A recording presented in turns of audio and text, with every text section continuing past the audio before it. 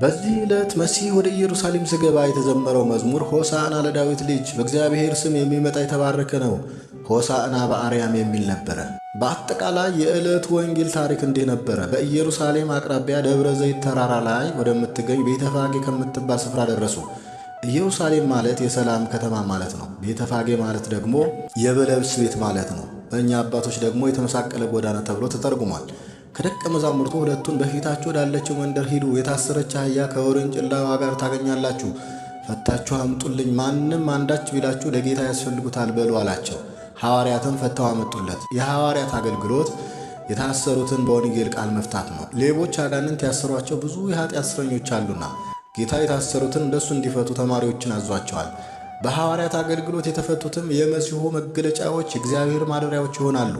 በዘካርያስ 9:9 የተነገረው ትንቢት ቃል ይፈጸም ዘንድ ጌታ በአህያይቱና በውርንጭላዋ ላይ ይቀመጥ ዘንድ ሐዋርያት በአህያይቱ ጀርባ ላይ ያነጠፉለት የዓለምን ኃጢአት የሚጋርድ አዲስ ልብስ ኢየሱስ ክርስቶስ ነውና ልብስ ኀፍረትን እንደሚጋርድ ከባቴ አበሳ በደልን የምትጋርድ ነህ ሲሉ ነው ልብስ ያነጠፉለት። ጌታም ተቀመጠባቸው። አህያ የተናቀች ናት። ራሳቸውን ዝቅ ባደረጉ መንፈሳቸው ወደ ተሰበረ አምላክ እንደሚመለከት ያስተምራል። ሕዝቡም ልብሳቸውን በመንገድ ላይ ያነጠፉ። እንኳን አንተ የተቀመጥክባት አህያ ትቢያ ሊነካት አይገባም ሲሉ ነው ይላሉ አበው። ለንጉሥ የሚገባውን አክብሮት መግለጻቸው ነው። ሆሳዕና ለዳዊት ልጅ፣ ሆሳዕና በአርያም በማለት መዘመር ጀመሩ። ሆሳዕና ማለት አሁን አድን ማለት ነው። በዳዊት መዝሙር ቃል ተጠቅሷል። ኦ እግዚኦ አድኅንሶ፣ አቤቱ አሁን አድን ተብሎ መዝሙር 117:25 ላይ። በአርያም የሚለው ደግሞ የእግዚአብሔር ማደሪያ የሆነውን ሰማይን ያመለክታል። በመሆኑም በሰማይ ያለ በሰማይ የሚኖር ሰማያዊ የሆንክ መድኃኒት ሆይ አሁን አድን እያሉ ዘመሩ። ጩኸታቸው በሁለት መንገድ ሊታይ ይችላል። የመጀመሪያው ከሮማውያን ቅኝ ግዛት አድንን የሚል የሥጋ ጩኸት ሲሆን፣ ሁለተኛውና ዋነኛው ደግሞ ከሞተ ሥጋ ከሞተ ነፍስ አድንን ማለታቸው ነበረ። ሌላው በምስጋናቸው ውስጥ የተካተተው ቃል የዳዊት ልጅ የሚል ሲሆን እርሱ መሲሁ መሆኑን ሕዝቡ እንደተገነዘቡ ያመለክታል። የአባታችን የዳዊት መንግሥት ማለታቸው ለዳዊት የተሰጠው የተስፋ ቃል መፈጸሙን ያመለክታል። የእስራኤል መንግሥት የእግዚአብሔር መንግሥት ነበረች። የሰው ሁሉ ገዥ እግዚአብሔር ስለሆነ ከአዳም እስከ ሳሙኤል ሕዝቡን የሚያዝ የሚመራ በተስፋዊ ዘር ሐረግ ውስጥ ባለቤቱ እግዚአብሔር በመሆኑ ንጉሥ አልነበረም። በሳሙኤል ጊዜ ግን ሕዝበ እስራኤል እንደ አሕዛብ ንጉሥ ፈለጉና ንጉሥ አንግስልን ብለው ሳሙኤልን ጠየቁት። ሳሙኤልም ወደ እግዚአብሔር ቢያመለክት አንተን ሳይሆን እኔን ነውና የናቁት፣ አንግስላቸው አለው።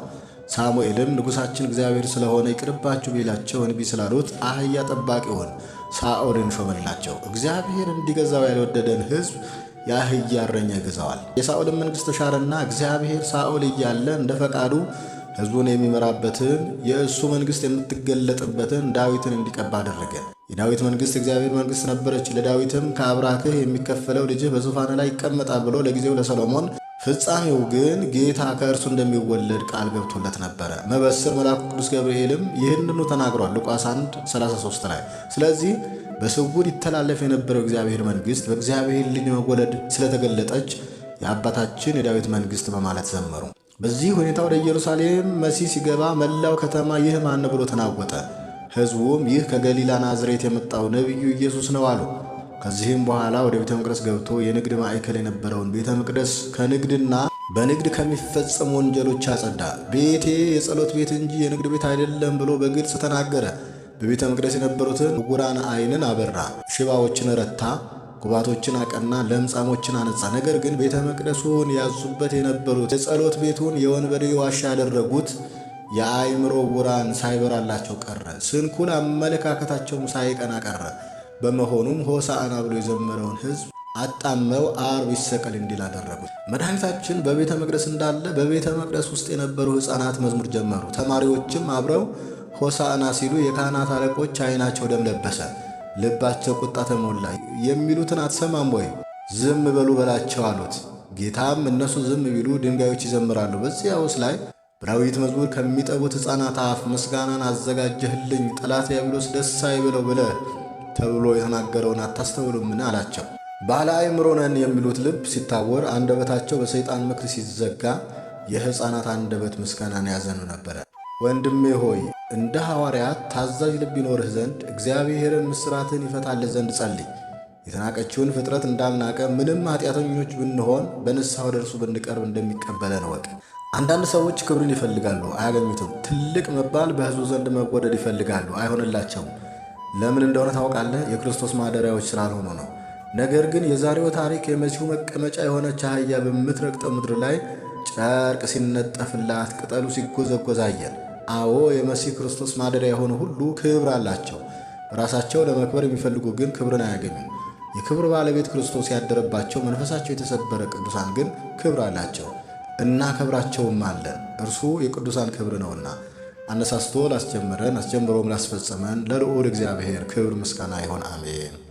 እምሆሳዕናሁ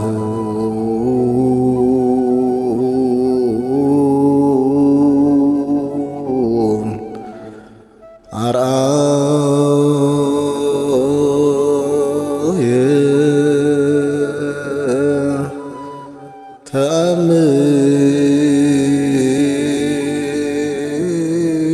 ተአምረ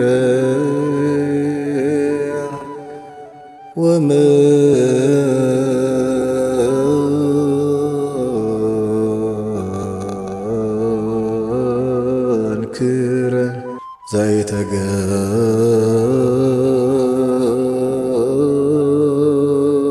ዘይተገብረ እምቅድመ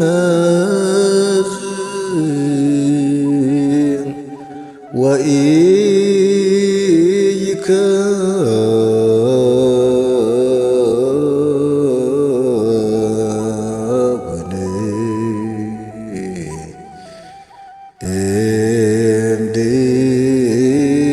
እምድኅረ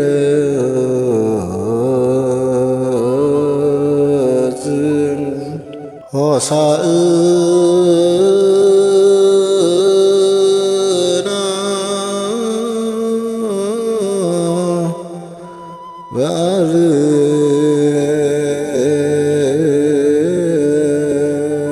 በአርያም